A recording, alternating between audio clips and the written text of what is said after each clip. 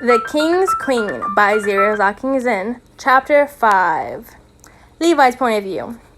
I look up at the window from my bed. People kept going around the castle. Sometimes I heard shouts like they were looking for someone. When the servants outside the door started shouting, I covered my baby's ears. Fuck those idiots. Can't they see my baby sleeping? I hissed when loud thundering steps managed to slip under the door.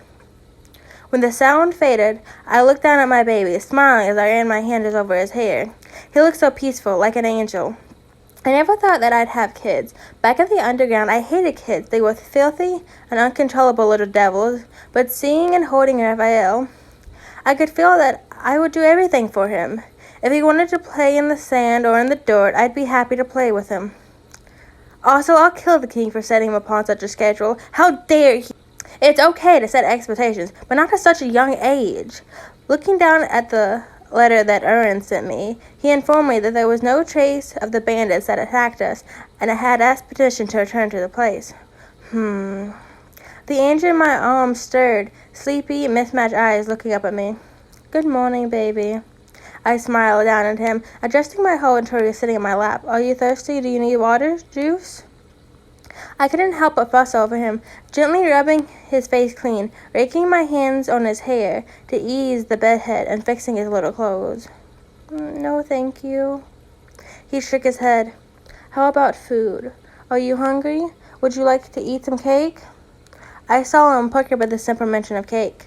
Cake it is. Aaron's point of view. I gritted my teeth when my servants came back to me empty-handed.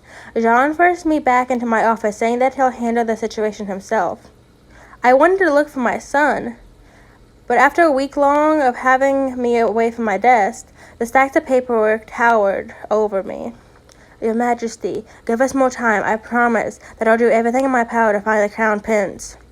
The guards bowed down before me. I slammed my fist on the table, the ink blotter tipping and spilling on the papers before me, but I could care less. Then don't stop until you find him. They dashed out of the room and continued their search. It had been an hour since Raphael went missing, and I'm getting worried every minute. It's okay if I was the one who was kidnapped, or worse, assassinated. I could handle. But that Raphael, I'll kill anyone. I looked down at the mess in front of me and decided to look for him instead. Damn the paperwork, I have to find my son. I went back to his room, looking under the bed or in the cabinets, thinking that he might be hiding. But when I determined that the room was empty, I moved to the corridors. That's when I saw Hange carrying a tray of snacks. Hange! The servant turned to me with a smile. Your Highness, good day. Hange, have you seen the crown prince? Oh, yes, he's with the queen. What? All this time? I exclaimed. The prince is supposed to be in his class. Yes, but my queen wanted to spend some time with him. Since when does he want to spend time with his son? I asked flatly. I followed Hange to the queen's quarters, which was my room. So he's not planning on going back to his room? What's wrong with him? Well, if he spends a week with you, what do you think? Hange winked at me with a smirk, and I could feel my face heating up at the memory of the past week. The sin of sex, lust, and feelings of increased pleasure. His smooth skin, his aroused scent, those sinful noises he's made, and after 2 years of our marriage, I could feel the spark of something. I shook those thoughts away. I didn't want to think of these things or anything about doing with the queen's sudden change of heart. I had a lot of pending work to do to my run. I wanted to get to the point with this after my workload was manageable and sought investigating the queen. I sat at Hange's back as we walked, thinking that maybe she knew something, but was refusing to say it out loud. It was a given sin to lie to the king, but knowing Hange, she would never lie to me. In fact, she became my eyes when she first served my queen, telling me everything there is to know. I trusted her on this, but if she wouldn't approach me with this matter afterwards, I had no choice but to make her talk, even if I had to use force. When I reached my chambers, I pushed the door open and I froze. My eyes couldn't believe what I had witnessed. Raphael was sitting side by side in the small sitting area with the queen, and the little prince opened his mouth as his mother fed him some cake. When the prince saw me, he got up off his chair and bowed down. Father? Levi looked back at me before turning back to Raphael. Baby, you don't need to do that, he said as he hoisted the prince back to his chair. Raphael, stay here while I talk to your mother. I ordered and turned to Hange. And Hange, tell John to stop the search. The prince has been found safe. Yes, your majesty. Okay, stay here, baby. Levi patted the boy's head before standing up and following me. I led him to an empty room and locked the door behind us. I was about to give Levi a piece of my mind when he spoke first. How dare you put my baby on such a schedule? He pointed an accusing finger at me. He's just a baby and you expect him to wake up at 6 a.m.? Are you crazy? I blinked at him. What was he mad about? I can't help but sigh.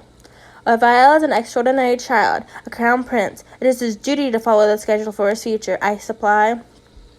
Raphael's schedule is much better than what my father had prepared for me when I was young, but I don't blame the old man, because now I had no problem running the country with all the lessons he forced on me back then. But still, he's a baby. He deserves to play and not care about the world. He shouted at me. When do you care? I hissed at him. I had started to grow suspicious at his sudden change.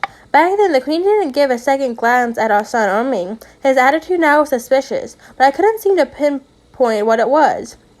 He's not an imposter for sure. Maybe he drank something, or maybe something happened during his trip to the hot springs. I care because he's my precious baby. I could see how his fist started to shake in anger. Starting from now on, no more classes. If you force Raphael to go to classes, I'll take him away and punch you in the gut if you stop me. I blinked at him as he demonstrated how he would do it. His movements were precise, like he had been throwing punches his whole life. Did he know combat? It was then that I realized I knew nothing about my queen, my Omega.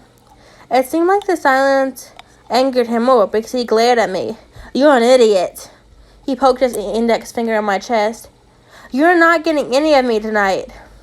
Then he stomped his way out of the room. His last words make me think, does he mean that I'm not allowed to touch him? I sighed and rubbed my face. Not anymore, I guess. And that's when I recall how good he felt. It was the first time Levi came to me on his own will, and my instincts didn't want to miss the chance to get my hands on him once again after 2 years without sex. I tensed as I felt my body respond to the simple memory of Levi in his naked glory presented to me in my bed. His body bent over most deliciously as we became one. The sinful moan that escaped his luxurious lips, and the way he called me his alpha. Shit, I have to apologize. End of chapter 5.